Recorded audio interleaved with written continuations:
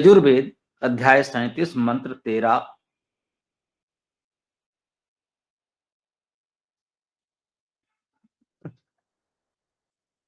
ओम स्वाहा मरुद्भिः परिश्रीयस्व दिवः संस्पृशः पाहि मधु मधु मधु।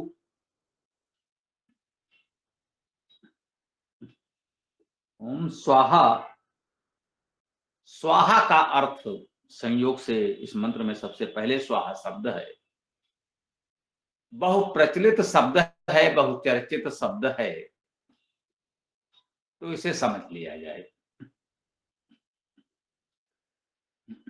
स्वाहा शब्द का प्रयोग वर्तमान में लोग किन किन अर्थों में कहां कहां कैसे कैसे करते हैं। बहुधा हास्यास्पद प्रयोग होता है। कोई स्वाहा शब्द का अर्थ जलने जलाने के अर्थ में कर देता है। बहुत हास्यास्पद लगता है जब कोई कहता है अग्निकांड में इतने घर स्वाहा। जहां स्वाहा का अर्थ हो गया जल गए, भस्म हो गए, राख हो गए। स्वाहा का ये अर्थ तो नहीं हो सकता, नहीं है। जो थोड़ा बहुत भी जानते हैं, स्वाहा का ये अर्थ तो कोई नहीं करता। लेकिन जन सामान्य में जिन्होंने वेद तो दूर, संस्कृत व्याकरण से भी कोई संबंध नहीं है, वेद वेदांग से पूर्णतः परिचित हैं, वे इस प्रकार के अर्थ कर लेते हैं। जो जानकार हैं, जिनका वेद वेदांग से कुछ परिचय है, उनमें भी इस शब्द को लेकर विविध अर्थ प्रचलित हैं। यद्यप उन सभी अर्थों में कुछ सार्थकता है। स्पष्ट कर दूं, जो जानकार हैं, वेद वेदांग से परिचित लोग हैं, वे भी सब एक साथ तो नहीं करते, फिर भी मुझे उसमें कुछ सार्थकता दिखती है। अर्थात सही अर्थ को समझने समझाने का एक प्रयास तो दिखता है। इसीलिए हमने कहा कि उसमें भी एक सार्थकता तो है, वो निरर्थक या इस प्रकार के हास्यास्पद नहीं। स्वाहा शब्द का अर्थ क्या हो सकता है, इसे हम समझने का प्रयास करें तो इसमें सु उपसर्ग है। सु उपसर्ग होता है, हम इसमें सु उपसर्ग मान सकते हैं। वैसे इसमें स्व सर्वनाम भी लिख दिया गया है। स्व सर्वनाम होता है, ये भी हम सब जानते हैं। स्व अर्थात अपना, सु उपसर्ग है, इसका अर्थ सुष्ट, उत्तम, अच्छा कह सकते हैं। स्व सर्वनाम है, इसका अर्थ है अपना, ये बिल्कुल निश्चित है। अब इस सु और स्व से आगे बढ़ें तो जो शेष रह जाता है वो है अह। अह धातु है, इसका अर्थ है व्याप्त होना, विस्तृत होना।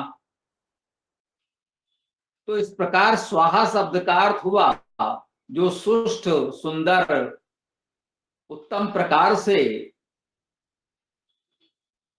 या अपने को अर्थात व्याप्त कर ले, विस्तृत कर ले, व्यापक बना ले, वो स्वाहा।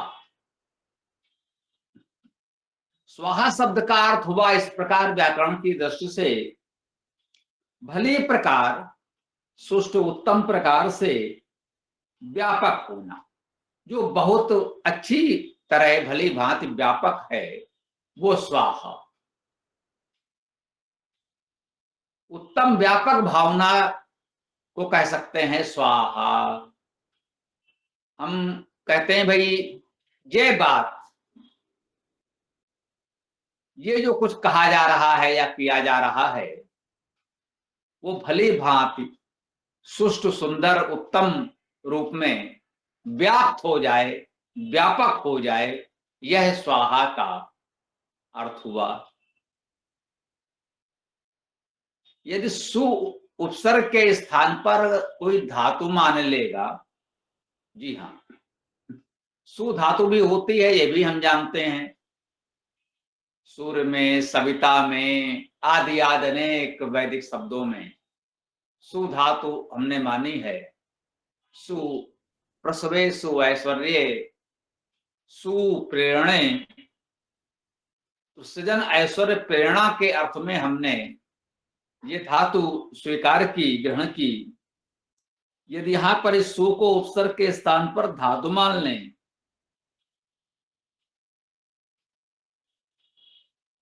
तो इसका अर्थ हो सकता है सृजन ऐश्वर्य प्रेरणा को व्यापक बनाना। ये भी कितना सुंदर अर्थ है, बहुत उत्तम अर्थ है। सृजन से ऐश्वर्य प्रेरणा को व्यापक बनाइए, यही स्वाहा है। बहुत सुंदर अर्थ है। किसी ने कहा आह, आह कहने के अर्थ में भी आता है संस्कृत में। आह अर्थात कहा। जो संस्कृत भाषा साहित्य से थोड़ा बहुत भी परिचित हैं, उन्हें यह शब्द मिला होगा। अब ये आह का अर्थ कहा, कहना, ये कैसे बना ये तो अलग विषय है, लेकिन इस अर्थ में यह शब्द प्रयोग तो होता है संस्कृत साहित्य में। इसकी कौन सी धातु है कि नहीं है, ये तो धातु कोश में देखा जा सकता है। कहने के अर्थ में कह, कथ धातु तो है, इससे कथन आदि शब्द बनते हैं, परंतु इसका अर्थ इतना व्यापक रूप से प्रचलित है। आह या प्रा उपसर्ग लगा देते हैं तो प्राह इसका अर्थ होता है कहा, तो उसे हम नकार तो नहीं सकते। अब सु आह का कहा अर्थ कर दिया, सुंदर अच्छी बात है। स्वाहा अर्थात अच्छी बात है, अच्छा कहा। आह का अर्थ कहा, सु अर्थात सुष्ट सुंदर अच्छा, तो अच्छा कहा अर्थात अच्छी बात कही, अच्छी बात है। कुछ लोग इसका ऐसा अर्थ भी कहते हुए हमने देखा सुना है, ये भी स्वीकार करना होगा। तो यही हमने कहा, स्वाहा शब्द के ऐसे विविध प्रकार से अर्थ किए जा रहे हैं, और जो अर्थ व्याकरण के अनुकूल हैं, व्याकरण सम्मत हैं, उन सभी अर्थों को हम स्वीकार करेंगे। इसी को हम निरंतर कहते रहते हैं, अनंता वै वेदा। वेद अनंत हैं, वेद के मंत्रों की गणना है, शब्दों की गणना है, वर्णों की गणना की गई है। सब कुछ गणना कर लेने के पश्चात कह दिया गया अनंता वै वेदा, ये वेद तो अनंत हैं। जब जिसके मंत्र, शब्द, वर्ण तक गिन लिए तो फिर ये अनंत में क्या बचा। तो वेद की शब्द राशि तो परिगणित है, मंत्र संख्या, शब्द संख्या, वर्ण संख्या तो परिगणित है, गिनी गई है, परंतु उसका अर्थ विस्तार अनंत है। एक एक शब्द के अनेक अर्थ होते हैं, और इस प्रकार से एक एक मंत्र के अनेक अर्थ किए जा सकते हैं। उन अनेक अर्थों को कुछ आचार्यों, विद्वानों ने कुछ व्यवस्थित परिभाषित करने का भी प्रयास किया। आध्यात्मिक, आदि दैविक, आदि भौतिक, हम कह देते हैं आदि लौकिक, आदि। तो ये भी हमने कहा आदि का आध्यात्मिक, आदि दैविक, आदि भौतिक, तीन प्रकार के अर्थ होते हैं मंत्रों के। जी, मंत्रों के त्रिविध अर्थ होते हैं, परंतु ये त्रिविध की अंतिम सीमा नहीं है। बहुधा हम आधे लौकिक अर्थ की बात कर देते हैं कि भाई ये लौकिक प्रेरणा, लौकिक अर्थ, इसका भावार्थ आप ये भी ग्रहण कर सकते हैं। और ये भी हम निवेदन करते हैं कि यही सीमा नहीं है, इसके अतिरिक्त भी बहुत से अर्थ हो सकते हैं। श्लेष के अनुसार, धातुओं के अनेक अर्थ के अनुसार, एक शब्द को अनेक धातुओं से व्युत्पत्ति देने के अनुसार बहुत अर्थ हो सकते हैं। जो शब्द मंत्र जितना अधिक प्रचलित होता है उस पर विद्वानों का ध्यान जाता है और उसके उतने ही अधिक अर्थ व्याख्या होती है। ऐसे ही स्वाहा शब्द है। क्योंकि कर्मकांड में इस शब्द का प्रयोग बहुत होता है। मंत्र के प्रारंभ में ओम बोलेंगे और मंत्र का समापन होगा तो स्वाहा। जब प्रत्येक मंत्र में स्वाहा बोलेंगे तो स्वाहा शब्द तो बस गया, सबका ध्यान जाएगा, इसीलिए उसके इतने प्रकार से इतने अर्थ किए जाते हैं। यदि इतना व्यापक प्रचलन नहीं होता तो इतने प्रकार से इतने अर्थ भी संभवतः नहीं किए जाते। उनके भी बहुत से अर्थ हैं इसी प्रकार से। तो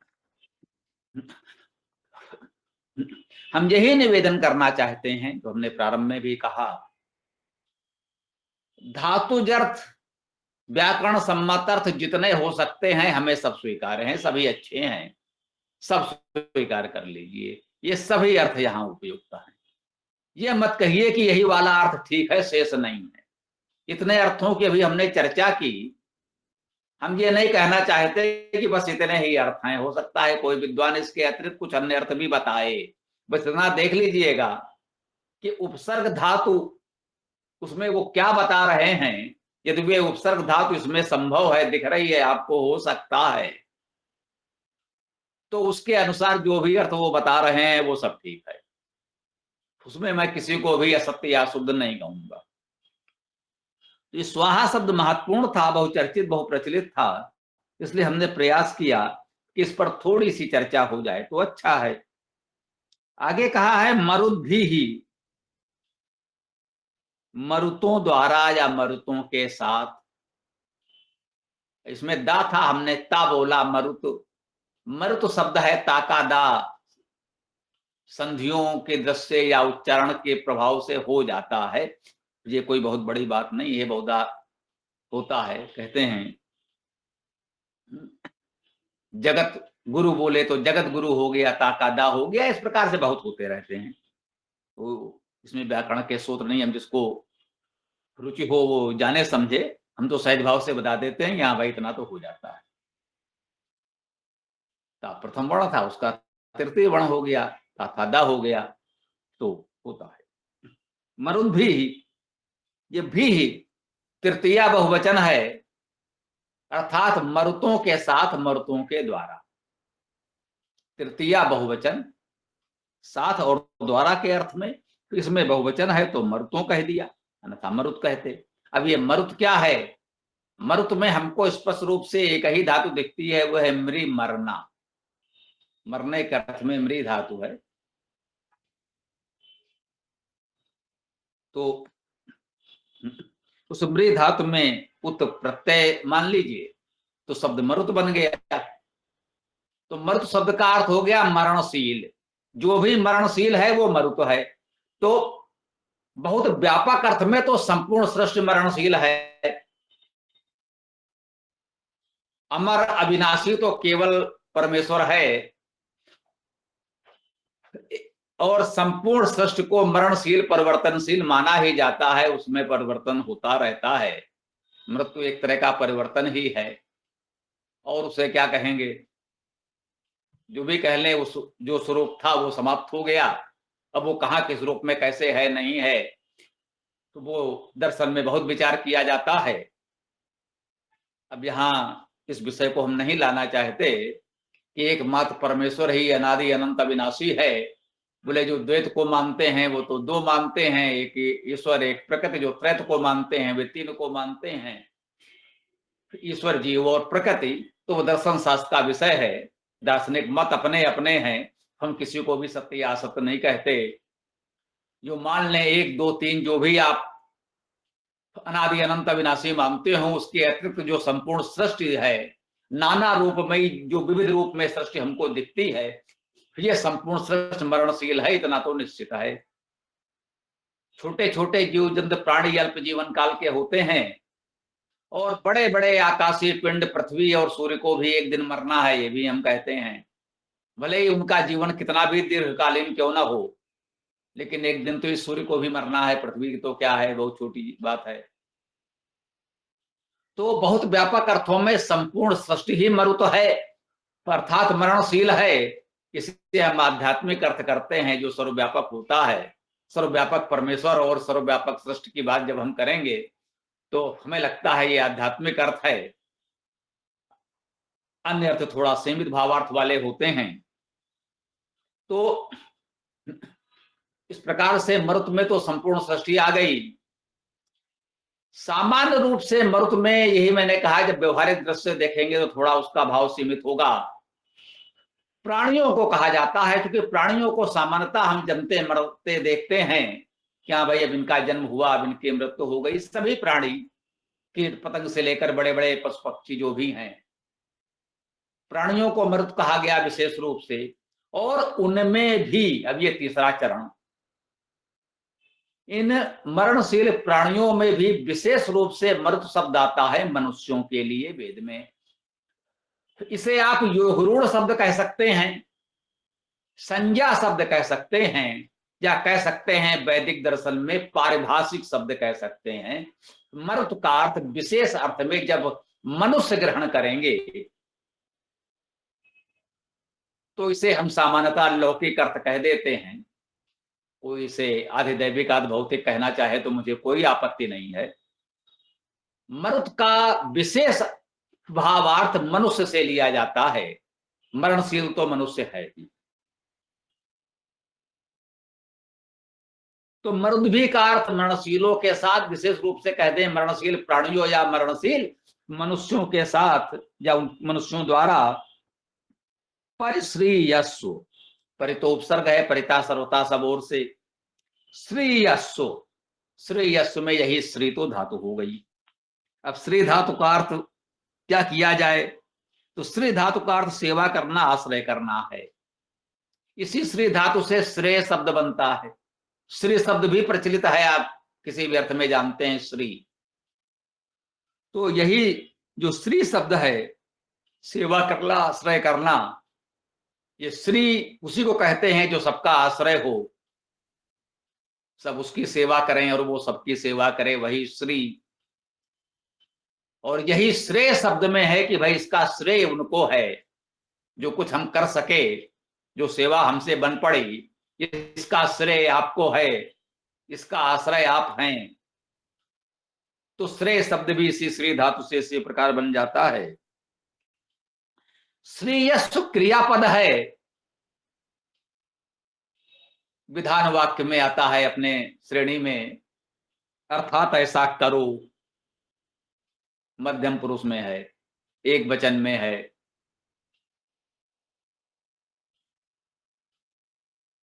श्रेयस्व अर्थात सेवा करो, आश्रय करो, या आश्रय दो, आश्रय प्रदान करो, ऐसा भी अर्थ कर लें। कह रहे हैं स्वाहा अर्थात व्यापक भावना से मरुद भी मरुतों के साथ परिश्रीयस्व, परिता सब ओर से सेवा करो, आश्रय करो। व्यापक भाव से सभी मनुष्यों के साथ आश्रय करो, सबकी सेवा करो। कितना उत्तम संदेश इस मंत्र के इस प्रथम चरण में, इस वाक्य में, इस वाक्यांश में हमको मिला। एक वाक्य यहां पूर्ण हो जाता है इस श्रेयस्व क्रिया के साथ। स्वाहा मरुद्भि परिश्रेयस्व, मरुतों मनुष्यों के साथ परिता सर्वथा सब ओर से व्यापक भाव से सेवा करो, आश्रय करो। अगले चरण में कहते हैं दिवा संस्पृशा पाहि। वाह, दिवा दिव्य प्रकाशमान, दिव्य गुणों से युक्त। दिवा दिव को, हाँ, ये दिवा स्वरूप जो है, मुझे ऐसा आभास हो रहा है कि यह द्वितीया विभक्ति में है। सामान्यतः प्रथमा विभक्ति तो प्रतीत होता है, आप उस अर्थ में भी ले सकते हैं। दिवा अर्थात दिवजन, दिव्य जन प्रकाशमान, देव का समानार्थी भी दिवा हो सकता है। सम सम्यक रूपेण भली भांति स्पृशाः, स्पर्श करने वाले, पाहि, पालन करो, रक्षा करो। सम्यक रूपेण दिव का स्पर्श करने वाले का पालन रक्षण करो। सम्यक रूपेण दिव का स्पर्श करने वाले हमारा पालन रक्षण करें। जो दिव्य जन हैं, जो सम्यक स्पर्श करने वाले हैं उस दिव्य ज्योति को, उनका पालन रक्षण हम सबको करना चाहिए। तो वे भी हमारा पालन रक्षण करेंगे, अवश्य करेंगे। और अंत में मंत्र के अंतिम चरण में एक ही शब्द पुनरुक्त त्रिधा 3 बार, मधु मधु मधु। इस मधु की भावना से इस मंत्र का समापन हो रहा है। सर्वत्र माधुर्य हो, मधुरता हो, ये भावना, ये कामना, ये कहने में है। 3 बार कहा मधु मधु मधु। सर्वत्र मधु हो, माधुर्य हो, मधुरता हो। ये मधु क्या है? ये भी मदि आनंदे धातु से ही बनता है। इसका अर्थ होगा आनंद हो, प्रसन्नता हो, यही माधुर्य है। इसी को माधुर्य भी कहा गया, मधु भी कहा गया। वेद में जो मधु शब्द आता है उसका यही भाव है। सर्वत्र माधुर्य हो, आनंद हो, प्रसन्नता हो। इस छोटे से मंत्र में इतनी बड़ी बड़ी सुंदर सुंदर प्रेरणाएं निहित हैं। ये आज इस मंत्र को पढ़ते समय हमें भी अनुभव हुआ। छोटे छोटे मंत्र कहीं बहुत बड़ी बड़ी बात कह जाते हैं। यम वेदस्य वेदता, यही तो वेद का वेदत्व है, यही तो वेद की महत्ता है। तो आज की इस मंत्र चर्चा को हम यहाँ विराम दें। आप लोगों का जो भी प्रश्न विचार आदि हो तो रख सकते हैं। ओम खम ब्रह्म।